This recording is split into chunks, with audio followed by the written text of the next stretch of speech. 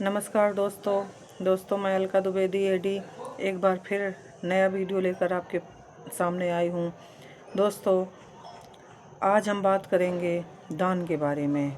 हाँ दोस्तों, आज हम बताएंगे कि अपने जीवन में हम सबको कौन कौन से दान करने चाहिए।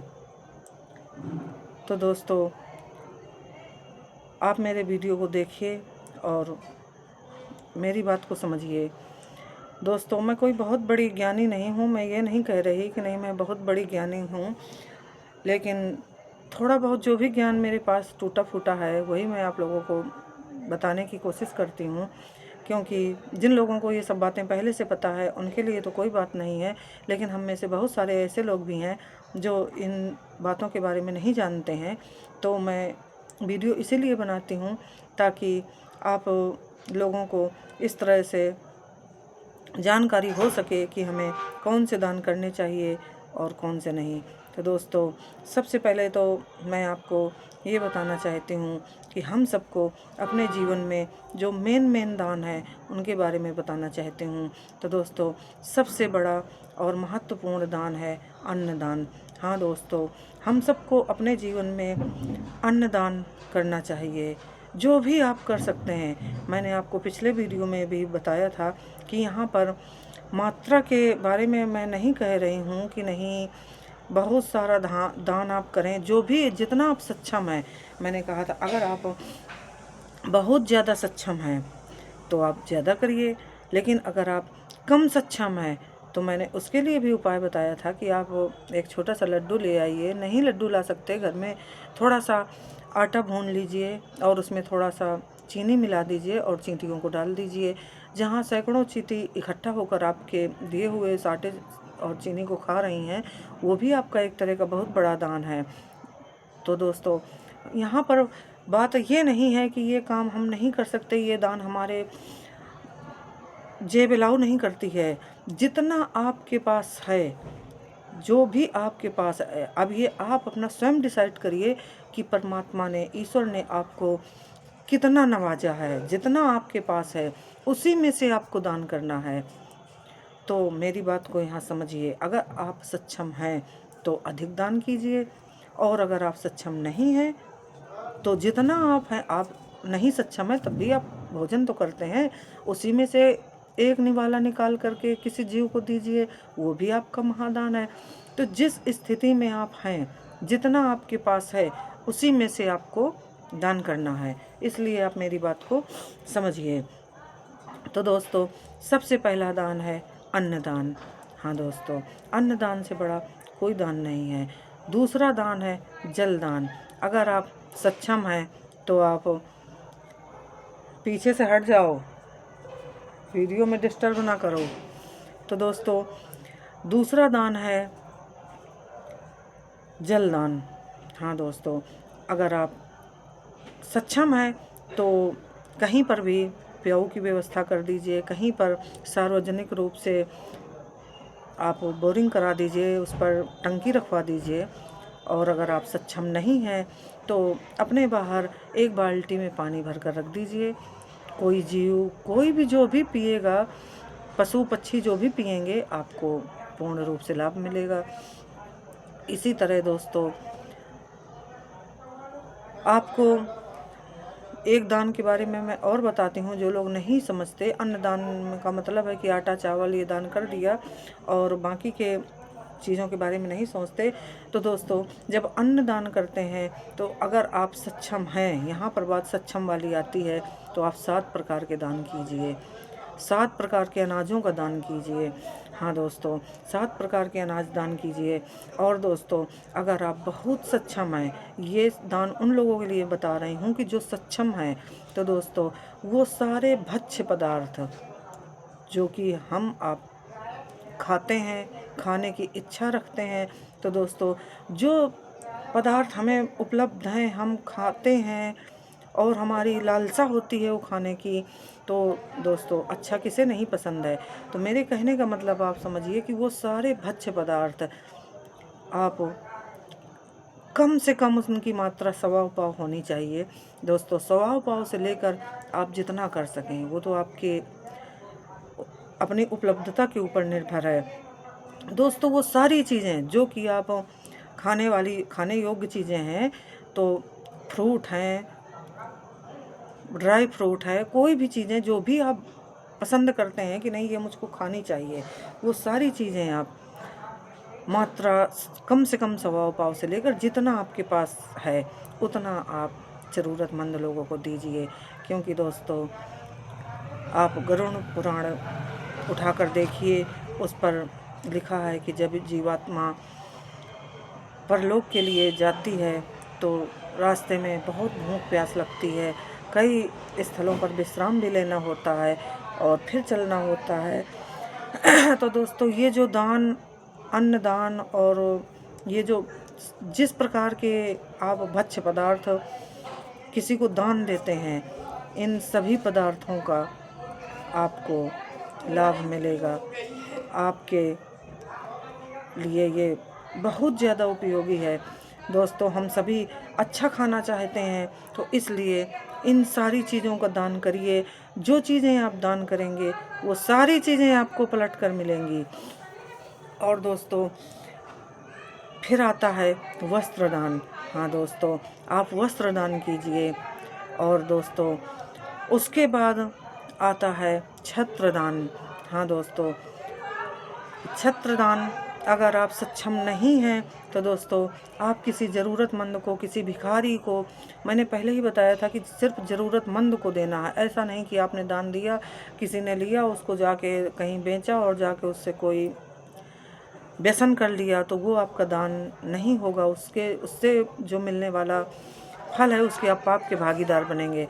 तो दोस्तों आप किसी को छाता दान कर दीजिए। और दोस्तों अगर आप सक्षम हैं, ये तो उन लोगों के लिए मैंने छाता दान बताया, जो लोग सक्षम नहीं हैं वो 100-150 रुपये का छाता किसी को दान दे सकते हैं। और दोस्तों अगर आप सक्षम हैं तो वो मंदिर जो टूटा फूटा है, हाँ दोस्तों, यहाँ वो मंदिर नहीं जो बहुत बड़े बड़े मंदिर हैं, उनका अपना स्वयं का अकाउंट है, उन अकाउंट में बहुत सारे पैसे जमा हैं, उससे मंदिर की देखरेख हो रही है, वहाँ पर सेवादारों को पैसे मिल रहे हैं। तो दोस्तों उस तरह के मंदिर नहीं, जो मंदिर टूटा फूटा है, जर्जर अवस्था में है, उस मंदिर के छत्र का निर्माण आप कराइए। दोस्तों आपको आपके कुल का नाम होगा, आपका नाम होगा और आप बहुत यश के भागीदार बनेंगे। अगर आपने किसी मंदिर का जीर्णोद्धार कराया तो दोस्तों कोई बहुत बड़ा खर्चा नहीं है। अगर आप सक्षम हैं तो आपके लिए कोई बहुत बड़ी बात नहीं है। किसी टूटे हुए मंदिर का अगर आपने छत्र निर्माण कर दिया तो दोस्तों आप यशस्वी बनेंगे, आपका यश चारों दिशाओं में फैलेगा। तो दोस्तों इस बात का ध्यान रखिए। और दोस्तों फिर दान आता है स्वर्ण दान। दोस्तों हम सबको अपने जीवन में स्वर्ण दान अवश्य करना चाहिए।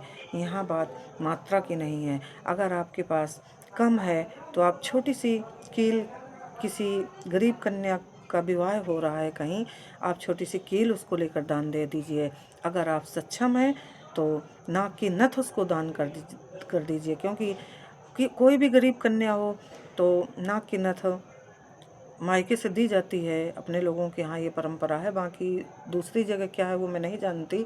तो दोस्तों अगर मायके वाले सक्षम नहीं हैं तो दोस्तों आप किसी भी कन्या को कोई नथ बनवा कर दे दीजिए। ये अपने हाथ से अपने जीते जी दान करने चाहिए दोस्तों, ये जो मैं बता रही हूँ।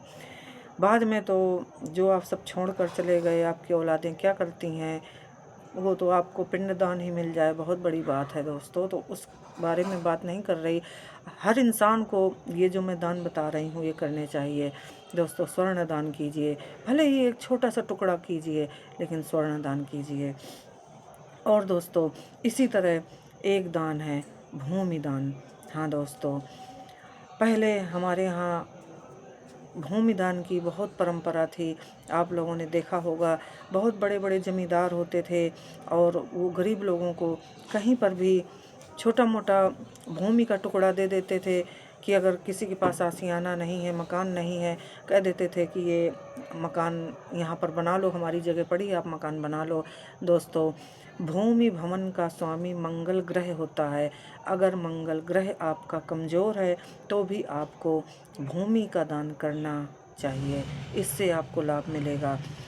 और दोस्तों, अगर आप अपने जीवन में बहुत आगे तक जाना चाहते हैं, बहुत सारा अपना भूमंडल में अपनी आप ज़मीनें इकट्ठा करना चाहते हैं, बहुत सारे भवन आप चाहते हैं, बहुत बड़ा भवन चाहते हैं या बहुत सारे मकान चाहते हैं, तो दोस्तों यहाँ पर भी आपको भूमि का दान करना होगा। लेकिन दोस्तों, अब बहुत महंगाई हो गई है। अब बहुत सारे लोग ऐसे हैं कि जो अपने लिए तो भूमि बना नहीं पा रहे हैं, तो दूसरे के लिए क्या बनाएंगे। लेकिन अगर आप सक्षम हैं तो आप भले ही आप 10, 20, 20, 25 गज, 30 गज का कोई टुकड़ा किसी को दान में दीजिए, तो दोस्तों उस पर कोई अपना मकान बनाएगा, वो जीवन भर आपको दुआएं देगा, आशीष देगा। दोस्तों, उससे आपका बहुत मान सम्मान बढ़ेगा और आपका मंगल ग्रह बहुत मजबूत होगा। और अगर आपने किसी को आशियाना दिया तो उसके फल से आपके बहुत बड़े बड़े मकान बन जाएंगे। और दोस्तों, जहाँ पर आप सक्षम नहीं हैं, क्योंकि अब ये शहर एरिया है, यहाँ पर तो प्लॉट बहुत महंगे महंगे हैं, फ्लैट बहुत महंगे महंगे हैं, तो दोस्तों हर चीज़ का उपाय संभव है। अगर आप बहुत ज़्यादा महंगे भवन का दान नहीं कर पा रहे हैं, तो दोस्तों आप इस बात का ध्यान दीजिए कि अगर किसी का गरीब का कोई टूटा फूटा मकान बनाने की सोच रहा है, कोई अपना मकान बनवाना चाह रहा है, तो दोस्तों उस जगह आप ईंट का दान कीजिए। हाँ दोस्तों, आप उसके यहाँ थोड़े बहुत ईंटें डलवा दीजिए अपने पैसे से, 2, 4, 5 हज़ार ईंटें नहीं, आप ज़्यादा दे सकते, 100, 200 ईंटें दे दीजिए, तो भी आपको वही फल मिलेगा। आपका मंगल स्ट्रांग होगा, और जब आपका मंगल मजबूत होगा तो जो भी आपने वहाँ ईंटें दिए उससे कई गुना बढ़कर वो ईंटें आपको मिलेंगे और आपके भवन का निर्माण बहुत ऊंचाई तक जाएगा। तो दोस्तों, भूमि का दान भी महत्वपूर्ण भूमिका निभाता है। हम सबको भूमि के लिए भी कुछ ना कुछ पैसे, ईंटें या ज़मीन, जो भी आप सक्षम हैं उस हिसाब से दान करना चाहिए। दोस्तों, ये बहुत ज़रूरी दान है। और दोस्तों, और भी दान बहुत सारे हैं, लेकिन ये जो दान मैंने बताए ये आपको बहुत ऊंचाई तक ले जाएंगे। और इसी तरह दोस्तों और भी दान है, घी का दान है। ये तो ग्रह के अनुसार है, जिस प्रकार के आपके ग्रह कमज़ोर हैं। मैंने पिछली बार बताया था कि जब ग्रह कमज़ोर होते हैं तो आप उन्हीं ग्रह से संबंधित चीज़ें दान कीजिए। दूध, दही, घी और अन्नदान में तो सभी अनाज आते हैं। तो दोस्तों इस तरह का दान दीजिए। जैसे आपका शुक्र कमज़ोर है तो आप किसी को चांदी का दान करें। लेकिन दोस्तों, मैंने पिछले वीडियो में भी बताया था कि जो ग्रह आपका मजबूत अवस्था में है, शुभ फल दे रहा है, उसका दान नहीं करते, क्योंकि अगर उसका दान आप करेंगे तो आपका वह ग्रह धीरे धीरे कमज़ोर हो जाएगा। तो दोस्तों, अगर मेरा वीडियो आपको पसंद आया हो तो मेरे वीडियो को लाइक कीजिए और मुझे कमेंट में अपनी राय दीजिए। जय श्री राम मित्रों।